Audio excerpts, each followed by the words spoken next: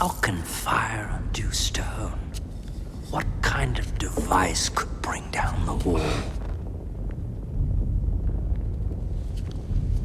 Here we go again. Another day, another attempt by Amazon to pull the wool over the public's eyes. See, Prime's original Superfan videos nearly dug Rings of Power into an early grave. So last week, the studio pulled out all the stops and flew 30 naive content creators to the UK. They did this in order to rob them of their reason on an all-expenses-paid trip with a Hollywood red carpet treatment, manipulating these alleged Tolkien fans to become champions of Prime's Bad Numenorian fanfiction series. Now, these Amazon acolytes are pushing the sad fairy tale that Tolkien is in fact being honored by Amazon. But Prime can no longer hide their desperation behind poor fan management and their slick prepackaged lies. Let's get into this. Is this all you can conjure, Saruman?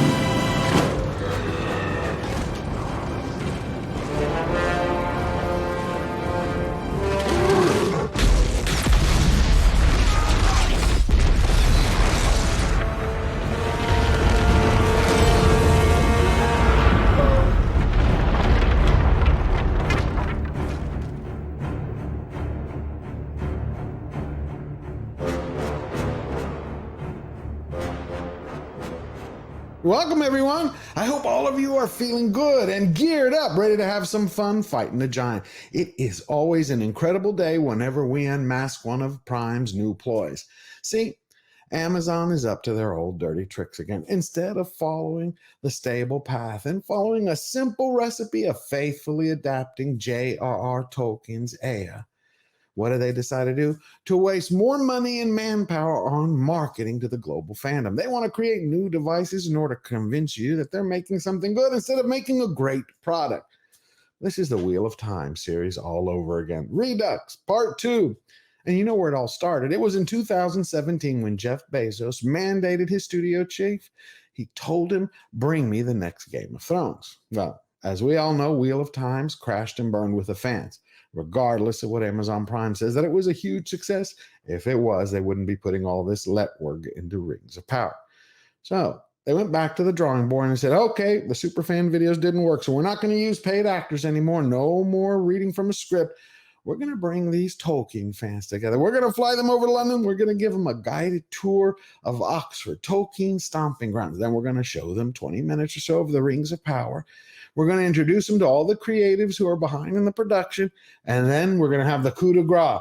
We're going to introduce them to the Tinseltown twins, the two showrunners, J.D. Payne and Patrick McKay. And when that will touch the hearts of every influencer and turn the head of every one of these TikTokers. So much so that Amazon believed that they would cast aside their love of the legendarium and start promoting Amazon's marketing plan. That Amazon is an authentic admirer of everything Middle-earth. And so they went looking on the internet for Tolkien fans that have maybe like a bigger following or like an influence in some way. And they thought, you know, influencer marketing is kind of the way things are going. So let's, you know, take a bunch of people, give them a super, super nice trip. I'm not totally sure why they brought us to Oxford. So the fact that they were like, let's bring them to Oxford, I just feel like it put us all in the right frame of mind. So I feel like they were just like, we really want to impress these people. We really want to show them how dedicated that we are by pulling out all the stops and by putting them in the right frame of mind. She thought it worked on her. Well, we have one more person. The very first person to come back and post to his blog what he thought of the event is Tolkien Society's chairman, Sean Gunner.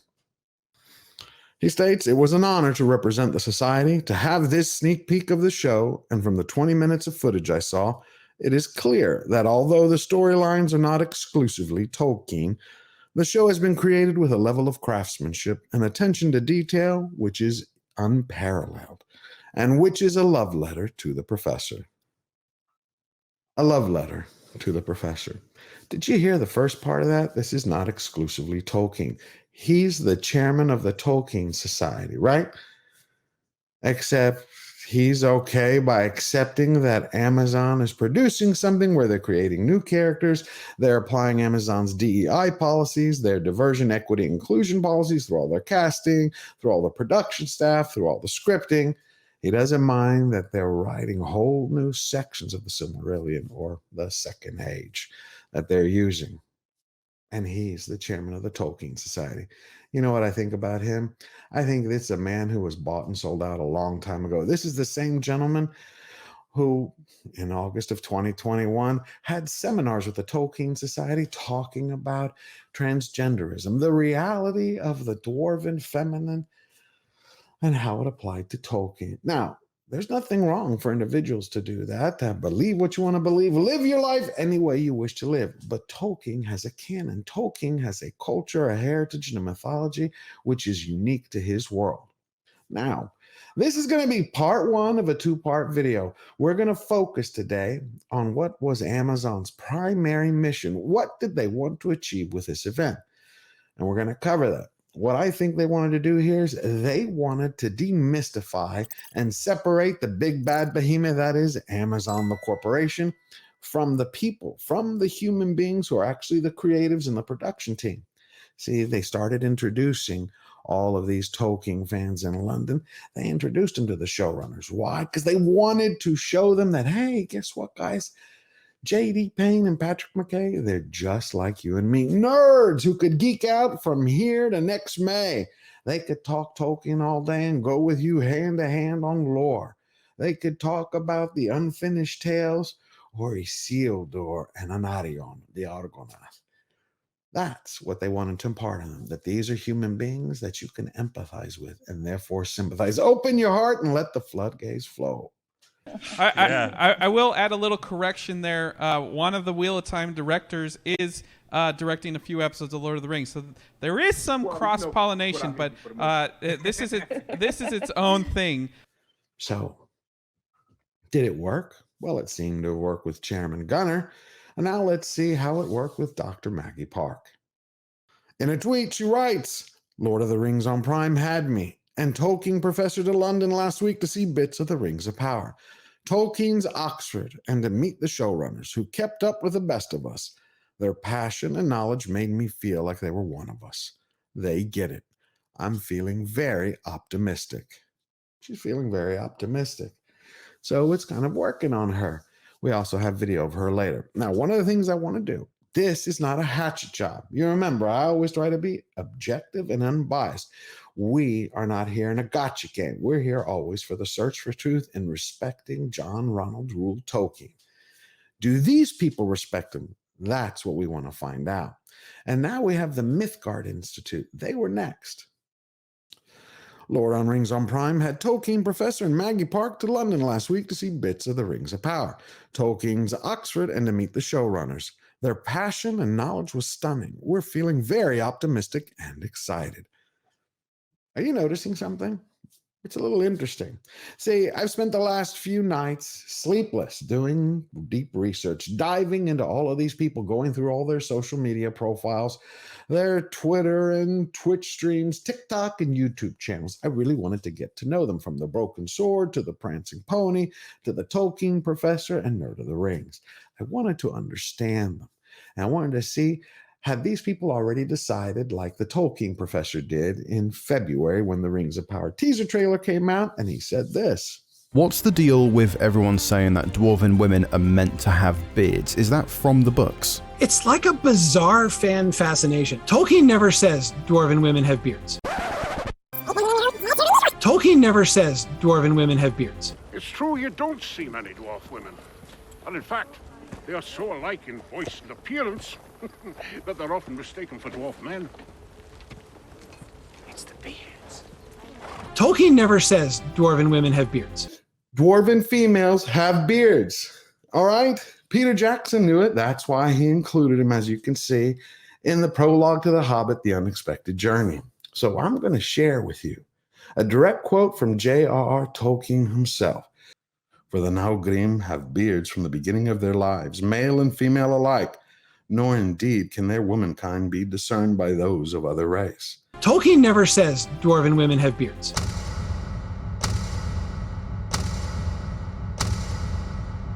I love Action Galadriel. Love it. I just love it. I have a better feeling about them and their understanding of the text and passion for the text, even than I had, with the Peter Jackson team. See, he had already made up his mind, so I know what camp he stands in, regardless of all the videos he's been on the OneRing.net and on his own channel with Sigmund University, where he states that he's still looking it over, but he's highly excited. Now, I want you to pay attention, and I want you to see, does anything sound familiar when we go from video to video? Because you're about to enjoy a funny homage. You know what's interesting? Is that this was not a scripted event. I'm going to state that categorically. It is not like the Superfan videos. It isn't. But there's something going on here. I don't know if Amazon Prime handed out some type of bullet points, which you can and cannot say, and that was part of their NDA, or if they gave them a sheet of information. There is something going on where all of these content creators are in one way or another using a similar wording or similar syntax or phraseology. So just pay attention to it and leave your thoughts in the comments down below and tell me what you think, and we'll have a discussion about it later. So I want you to enjoy this. Alan and Sean, hosts of the Prancing Pony podcast. What did you guys think of what we saw today? Pretty excited. Pretty excited, yeah. I think I've gone from cautiously optimistic to genuinely excited. Yeah, but I think even more than the footage, I think it was what we heard from the showrunners. Absolutely. It's made me excited. I mean, it's just very, very hopeful, and I think I'm more excited than I have been yet. Excitement when it was first announced to cautiously optimistic. From cautiously optimistic to... I'm back to being cautiously optimistic, and there's definitely some excitement creeping in there because what I saw and what I heard from the showrunners definitely gave me excitement that, this date is approaching. So, it's very exciting. Very exciting. And honestly, it's hard not to be excited when you're talking to a showrunner who is as excited as these guys are. You are in good hands. We, as Tolkien fans, are in good hands. This is really going to be in good hands. Yeah, totally. As they say, you can't fake. So again, I know it is easy to be like, well, we came away thinking just what they wanted us to think, right? Which is true, but at the same time, you can't fake that. Yeah, but you cannot fake the hours that we had this afternoon. In the first episode, I am optimistic. The whole thing is highly suspect. So now that you've seen all that, what do you think about it? I was really at first impressed by Kaitlyn from Tea with Tolkien. I looked at her blog and I read through it. She was unabashedly open and honest. She was talking about how, she went there and she was cautious, and even when she walked away, she was a little bit nervous. But that all changed when she said this. Take a bunch of people, give them a super, super nice trip. I'm not totally sure why they brought us to Oxford.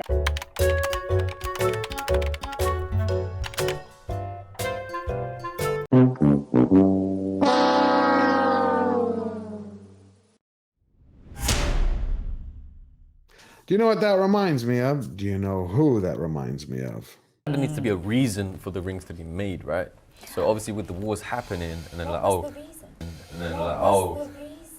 And then we had a trio of trolls. We had Knew Better, Do Better, a TikToker, and then again we had Maggie Park and the Tolkien professor. They just had to have their one more say. Yeah, they were extremely knowledgeable, and it wasn't rehearsed or memorized. You can tell the difference. They'll monitor everything you say afterwards, and if you say anything negative, you won't get invited back again. So it seems like Amazon was actually accomplishing every goal and metric that they set out for themselves. Think about that. They were able to reach all these people who, again, are supposed to be alleged Tolkien fans. These are true lovers of the legendarium.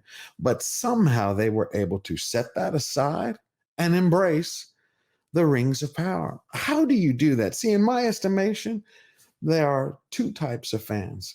They're the people who are the purists of the poetry. They hold the canon, the culture, and the characters in highest esteem. They do everything to revere and respect Professor Tolkien. They do not want to change the words. They breathe in that electricity of Ea and Arda, and they share with everyone they can. And whenever you change something, there better be a damn good reason or a new note that was found or something that Christopher left behind. But then there are the other fans, the ones that I call the George Kennedys. Those are the people that don't mind if Star Wars is made by George Lucas or Kathleen Kennedy at Disney. As long as they see Star Wars on the billboard marquee or they see it on a movie poster board, they're happy. And you know what? There's nothing absolutely wrong with it. I, as always, will never rain on anyone's parade if you take enjoyment from something.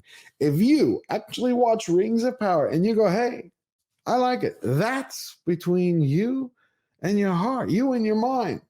I'm never going to interfere with that. Me, it is not possible, in my opinion, to be a true Tolkien fan and support Rings of Power. It just isn't, not by what we've seen. And like I said in the other videos, unless this is one of the world's greatest con jobs, this series is a disaster based solely on what the showrunners have told us. Again, and I'll repeat it, they said we're writing the novel Tolkien never wrote and putting it together in a mega event series.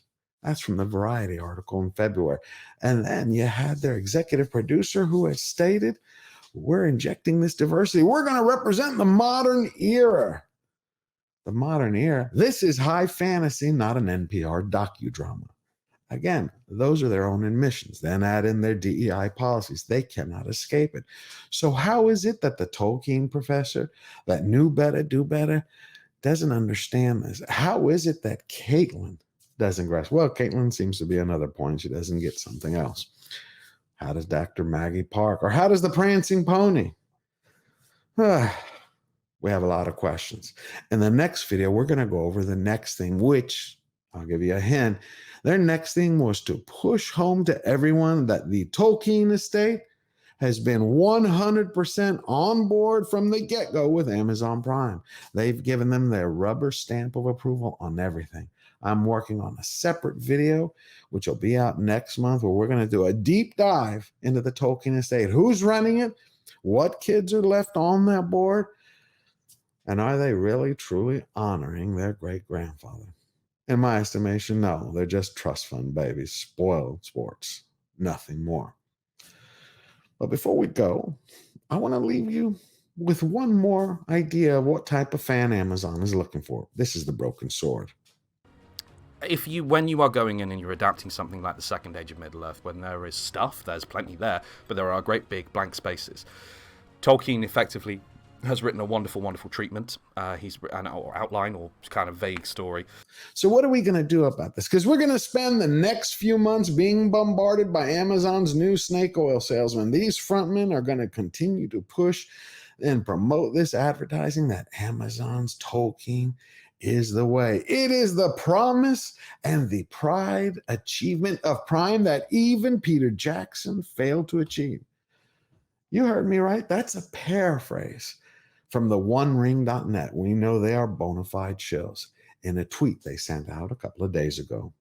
Here it is. As folks like Tolkien professor Sean Gunner of Tolkien Society told us, what they saw implies better characterizations than some of the much maligned decisions Peter Jackson made 20 years ago. Nobody was disappointed with this early peek. That's unbelievable. And that's one more for the OneRing.net to put their shiv in the spine of Tolkien and Peter Jackson. So what are we going to do? You know, I actually feel sad for some of these fans. Like the Nerd of the Rings. I started looking at his channel a while back, and I listened to his video. Though he said some of the similar material he shared had some of the similar ideas like some of these others, he still had some reservations. He point blank said, I'm going to wait and I'm going to reserve judgment till the show comes out. Now, you and I both know I'm going to watch a show. I'm going to be as unbiased and as objective as I possibly can. But if they follow canon in that 1 in a trillion, I'm going to praise that particular piece. But when they don't, I'm going to shred them to pieces. That brings me back. I still do not understand how someone like Nerd of the Rings, some of these others, can sit there and admire what's being done. How do you admire someone who's tearing a world apart? They keep going back that these guys are just like us. They love the lore. They love the legacy. They can talk about the unfinished tales or the tales of Huron. They can take you anywhere you want to go and do it for days on end without getting bored. Then really, if that is true, then that's even more worse for the wearer. That is horrible. That means they're actually betraying Tolkien. They're not just being bought out. If they're really that passionate, how do they sell out what their heart loves? So what are we going to do? You know what? We're going to keep standing up. We're going to keep fighting. We're going to keep moving forward. You know why? Because we never back down. We never bend the knee. We never backtrack on our beliefs, remaining always firmly defiant. Step up, stand tall, and get busy living your best life now. Always forward.